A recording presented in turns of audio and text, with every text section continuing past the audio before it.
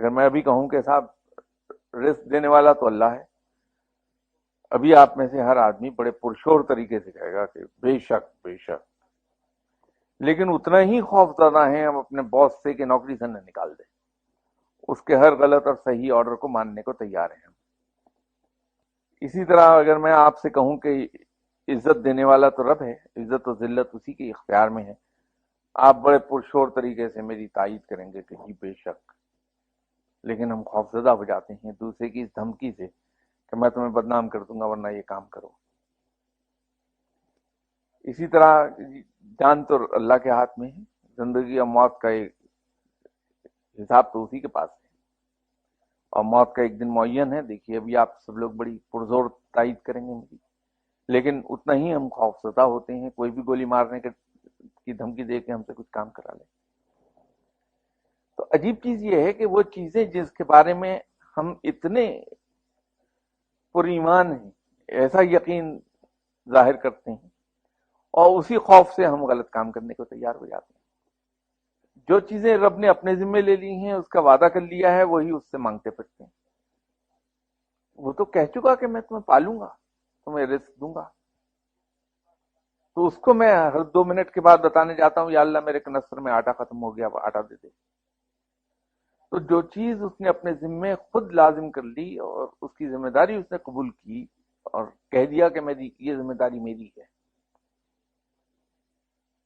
تو پھر ان چیزوں کا اس سے کیا مانگنا؟ اور ساتھ ہی اس نے یہ بھی کہہ دیا کہ اس کی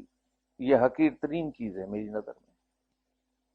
میں نے پچھلی کسی محفل میں ذکر کیا تھا دنیا کی ویلیو کا،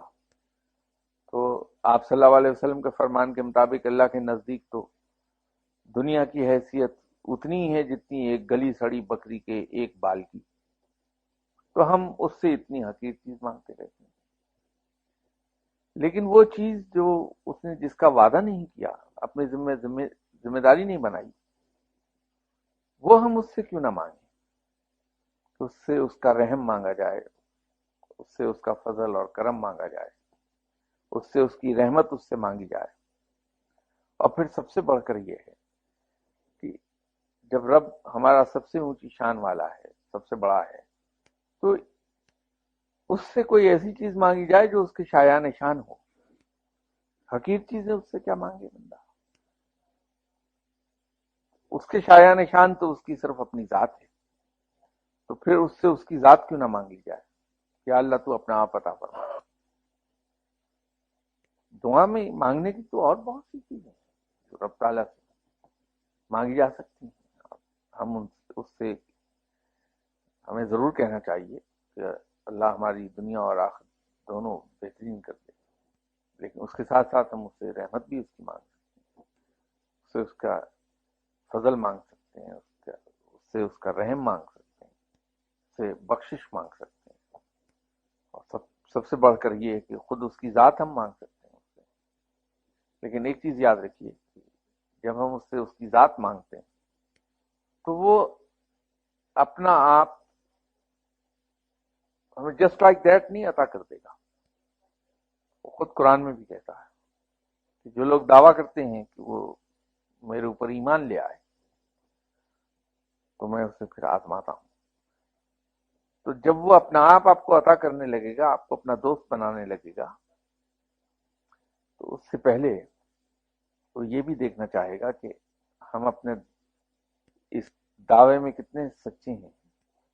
ہم تیار بھی ہیں کہ نہیں ہیں کہ اس کی دوستی کو لے سکیں۔ ہماری اس تیاری کو بھی ٹیسٹ کرے گا، تو وہاں پہ پھر بعض اوقات خاصے سخت مقامات آنے لگتے ہیں، مالی لحاظ سے ناقابل بیان حد تک کی تنگی آ جائے، فاقے شروع ہو جائیں، گھر کا سکون جاتا رہے، ازدواجی زندگی سبتت کی تلخ ہو جائے کہ انسان شاید علیحدگی کی سوچ بیٹھے، پھر انسان پر بے پناہ قسم کی اور بڑی شدید تہمتیں اور الزامات لگنے لگیں، جو بذات خود بہت بڑا ٹیسٹ ہے، بہت بڑا ٹیسٹ ہے۔ یہاں بڑے بڑے دل گردے کے لوگ ہل جاتے ہیں، پھر لالچ اور ترغیبات اور تحریصات یہ سب آنے لگے۔ تو اس مقام سے اللہ سے مدد مانگی جائے کہ یا اللہ ایسے سخت مقامات سے تو اپنے فضل سے گزارتے ہیں، وہ مقام آئیں گے تو اس سے اس کی ذات مانگنے سے پہلے یہ سوچ لیجیے گا. اسی طرح ایک صحابی رضی اللہ تعالیٰ عنہ، آپ نے رسول اللہ صلی اللہ علیہ وسلم سے عرض کیا تھا کہ یا رسول اللہ صلی اللہ علیہ وسلم مجھے آپ سے بہت محبت ہے. تو فرمایا ایک بار پھر کہو. صحابی نے دوبارہ عرض کی، فرمایا ایک بار پھر کہو. تو جب صحابی نے تیسری بار بھی عرض کر دی تو فرمایا کہ پھر اب فقر و فاقہ کے لیے تیار ہو جاؤ کہ یہ دوڑ دوڑ کر تمہاری طرف آئے گا.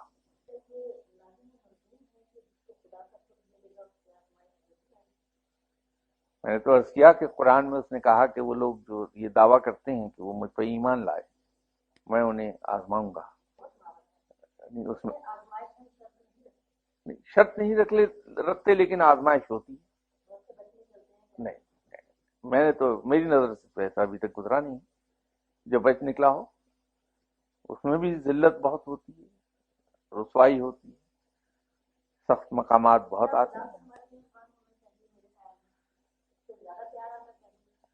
آپ یہ بتائیے کہ اگر آپ اپنا تمام زیور کسی ملازم کے سپرد کرنے لگیں تو کیا ملازم جو پہلے دن آپ کے گھر میں آیا ہے پہلا ہی گھنٹہ ہے آپ کے گھر میں، آپ اپنا زیور اور اپنا کیش اس کے حوالے کر دیں گی یا پہلے اسے آزمائیں گی دیکھوں تو یہ کتنا ایماندار ہے؟ نہیں، ایسا نہیں. وہ اسی مثال سے بات سمجھ میں آئے گی، حالانکہ اس کا اللہ سے کوئی تعلق نہیں اس مثال کا، لیکن سمجھ آ جائے گی کہ رب تعالیٰ اگر آپ کسی بھی انسان کو دوستی اپنی عطا کرے گا تو وہ بھی اسے پرکھنا چاہے گا کہ یہ اس قابل ہوا کہ نہیں ہوا کہ میری دوستی کا بار سنبھال سکے. اگر ہم انسان ہیں اور کسی شخص کے ساتھ دوستی کرنے سے پہلے اسے 100 طرح سے پرکھتے ہیں تو رب تعالیٰ بھی اتنی بڑی عطا کرنے سے پہلے ضرور چاہے گا کہ وہ ٹیسٹ کر لے کہ اس قابل ہے بھی کہ نہیں. اور دوسری چیز یہ ہے کہ چونکہ اللہ کسی شخص کو دوست بنا رہا ہے اپنا تو پھر اس سے ان تمام چیزوں کو دور کر دے گا جن کو وہ حقیر سمجھتا. تو یہ دنیاوی مال و زر اور دنیاوی آرام و آسائش تو اس کی نظر میں بہت حقیر ہے،